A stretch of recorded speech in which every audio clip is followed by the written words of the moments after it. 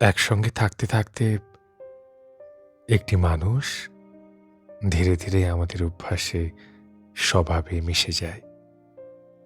তার ভালো লাগা, মন্দ লাগা, রাগ, অনুরাগ, ছোট ছোট অভিমান সব মিলিয়ে সে হয়ে ওঠে আমাদের আনন্দের স্থায়ী ঠিকানা।